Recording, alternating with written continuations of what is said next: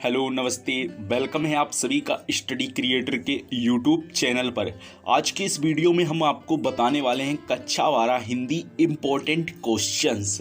जितने भी important question हैं वो सब के सब मैंने इस वीडियो में कवर कर दिए हैं, तो वीडियो को पूरा लास्ट तक ज़रूर देखना है। अगर आपको अच्छे से अच्छे नंबर लाने हैं, जैसे कि मेरे पास ये 2020 का पेपर है, तो मैंने इसमें से निकाला है कुछ निचोड़ जो कि इम्पोर्टेंट टॉपिक है, जो कि मैंने बहुत सारे सेटों से निकाल के रखा हुआ है। यहाँ पर देख सकते हो ये बहुत सारे सेट हैं, ठीक है। तो मैंने सब सेट में से सब कुछ निकाल के ये निचोड़ आपके लिए इस वीडियो में लेकर के आया हुआ हूँ। हर टॉपिक का इलाज है इस वीडियो में, तो पूरी वीडियो लास्ट तक देखना और सब कुछ बताऊँगा कितना क्या इम्पोर्टेंट आता है। तो चलिए शुरू करते हैं इस वीडियो को। देखिए, सबसे पहले यहाँ पर आता है बहुविकल्पी क्वेश्चंस, ठीक है। बहुविकल्पी क्वेश्चंस आते हैं जो कि मैंने बहुविकल्पी का इलाज क्या कर दिया है। बहुविकल्पी आपकी 6 से 7 डेली क्लास यहाँ पर 1 घंटे चलेगी बहुविकल्पी की, जो कि लाइव होगी, ठीक है। 1 घंटे की मैंने यहाँ पे लाइव कर दी है। 6 से 7 आपकी क्लास चलेगी, जो कि उसमें से आपके बहुविकल्पी क्वेश्चंस तो कंप्लीट हो जाएंगे, ठीक है। अब बात करते हैं नंबर 2 क्वेश्चन की।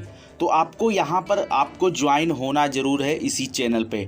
अगर आपको अच्छे से अच्छे स्कोर करने हैं हिंदी में, सामान्य हिंदी कक्षा 12, तो आपको ये क्लास तो ज्वाइन करनी ही पड़ेगी, बाकी आपकी मर्ज़ी।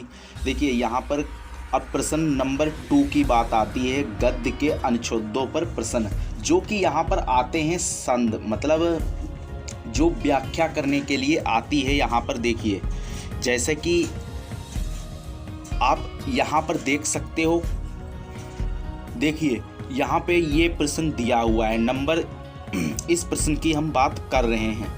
दिए गए गद्यांश पर आधारित निम्नलिखित प्रश्नों के उत्तर दीजिए।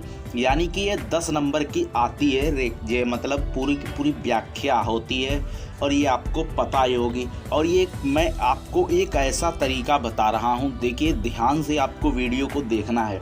देखिए मान लीजिए यहाँ से गद्य की एक ये व्याख्या आ रही है, और कौन से ऐसे चैप्टर्स हैं जिनमें से ज़्यादातर व्याख्या पूछी जाती है, जो मैं गद्य की बात कर रहा हूँ। देखिए आपको करना क्या है, राष्ट्र का स्वरूप, ठीक, ये हो गया नंबर 1।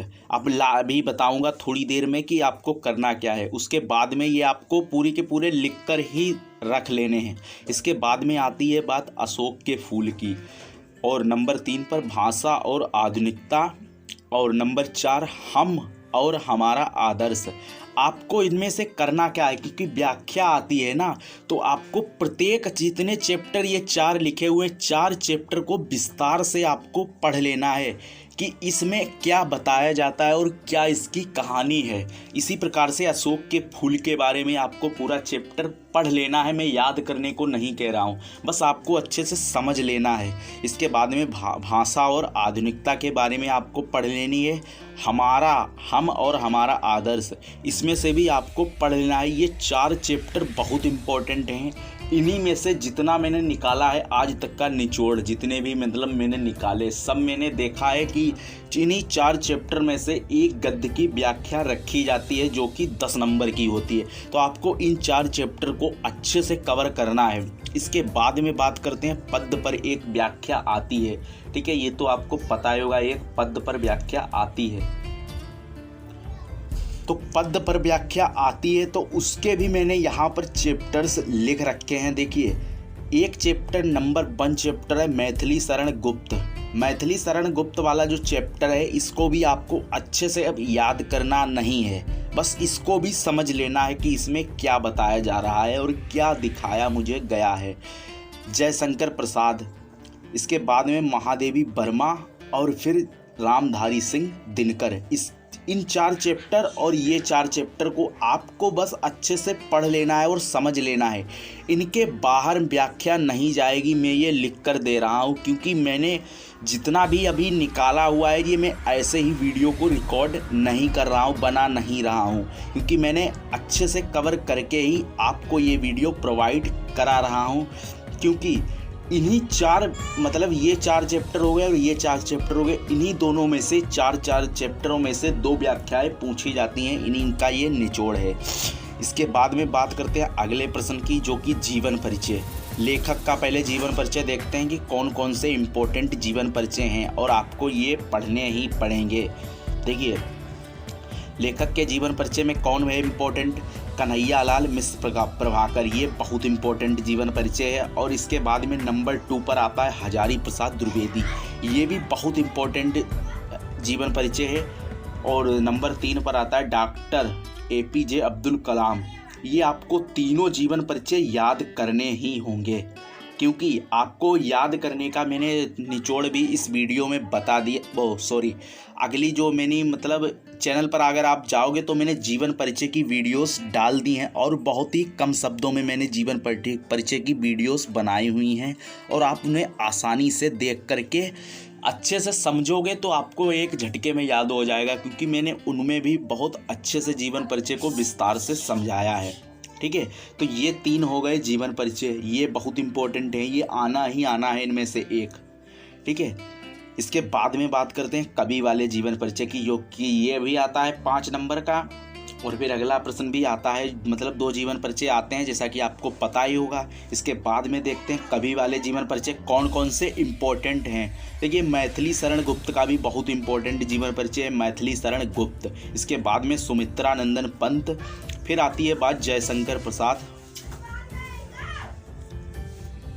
तो देखिए, यहाँ पर ये कुछ जीवन परिचय तो आपने हाई स्कूल में भी पढ़े होंगे, तो ये आपको याद ही होंगे। तो आपको इनमें से भी जीवन परिचय, ये इतने जीवन परिचय आपको कंप्लीट कर लेने हैं बिल्कुल अच्छी तरह से। मैं ये उनके लिए बता रहा हूँ, जैसे कि आप बहुत सारे लोग ऐसे होंगे जो कि याद कर लेते हैं, बाकी जो मतलब कम याद कर पाते हैं, तो उनके लिए एक इलाज है, या तो आप रामधारी सिंह दिनकर का याद कर लीजिए या फिर सुमित्रानंदन पंत का याद कर लीजिए, और हो सके तो मैथिली शरण का भी गुप्त का याद कर लीजिए, और महादेवी वर्मा का ये तो आपको याद ही होंगे क्योंकि आपने पहले भी इनको पढ़ रखा है। और बात करते हैं यहाँ पर, तो आपको कन्हैयालाल मिश्र प्रभाकर और हजारी प्रसाद द्विवेदी, ये 2 जीवन परिचय आपको कंप्लीट तरीके से याद करने ही होंगे। ठीक है, तो इतना ये मैंने बता दिया है। अब बात करते हैं अगले। तो देखिए, अब हम बढ़ते हैं अगले प्रश्न की ओर, जो कि कहता है कहानी का सारांश। ठीक है, कहानी का सारांश ये आता है, ये कौन कौन से ऐसे हैं, मैंने यहाँ पे कराने की कोशिश में तीनों करूँगा, लेकिन आपको यहाँ पर बहादुर को भी कहानी समझ लेनी है कि क्या कहानी है। इसके बाद में यहाँ पर बात करते हैं पंचलाइट की, और नंबर 3 पर आता है ध्रुव यात्रा। ध्रुव यात्रा में यहाँ पर वही ध्रुव वाली कहानी को स्टोर किया गया है, तो इस स्टोरी को भी मैं कवर करूँगा। तो इन तीनों कहानी को आपको समझ के ही लिखना है। इसके बाद में बात करते हैं नंबर 7 क्वेश्चन की, सत्य की जीत द्रौपदी का चरित्रांकन होता है, ऐसे ही करके क्वेश्चंस होता है। ठीक है, तो इनमें से ये 6 क्वेश्चन पूछे जाते हैं, तो आपको यहाँ पर से इन 6 क्वेश्चन को विस्तार से पढ़ना है। मतलब एक की हेडलाइन एक ही होती है और बाकी सब के सब सेम होते हैं, अंदर के जो भी क्वेश्चंस बनते हैं। ठीक है, तो आपको पूरी की पूरी मतलब एक हेडलाइन होती है, वो पूरी की पूरी पढ़ लेनी है, जो भी मैं इस चैनल पर भी कोशिश करूंगा अपलोड करने की अच्छे से। तो देखिए, श्रवण कुमार पर पूछा जाता है क्वेश्चन, मुक्तज्ञ पर पूछा जाता है, रसमर्थी पर पूछा जाता है, त्यागपथी पर पूछा जाता है और आलोककृत पर पूछा जाता है। इसके बाद में हम बात करते हैं संस्कृत वाले कामों की। ठीक है, जो संस्कृत वाले जो दोहे होते हैं, मतलब जो भी होते हैं। ठीक है, तो यहाँ पर संस्कृत वाला जो भी मटेरियल है वो मैं अलग से बताऊंगा कि किस प्रकार से आपको समझना है, क्या भाषा किस तरीके से होती है, और जो भी आता है छंद, दोहा, रस, पर्यायवाची, तस्यम, तस्मात्मक शब्द, इन सब का ट्यूटोरियल्स में एक वीडियो में ही लाऊंगा। ठीक है, तो चैनल को सब्सक्राइब जरूर कर लेना। और मैंने इतना सब कुछ आपको बता दिया, इतना अगर आप कवर कर लेते हो तो आपके 80-85 नंबर आपके कहीं नहीं गए हैं। 100 का पेपर आता है जो कि हिंदी का होता है, तो आपके 80-85 नंबर कहीं नहीं गए हैं। अगर आप मेरे बताए हुए इस तरीके को फॉलो कर लेते हो तो प्लीज़ यार, इतना तो कर ही सकते हो।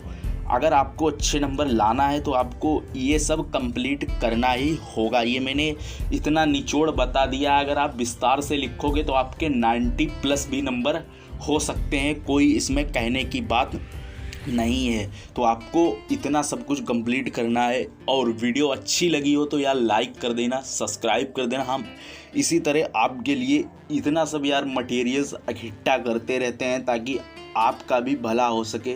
तो इतना तो यार कर ही सकते हो, एक वीडियो को लाइक कर देना और सब्सक्राइब ज़रूर कर देना है और शेयर भी कर देना।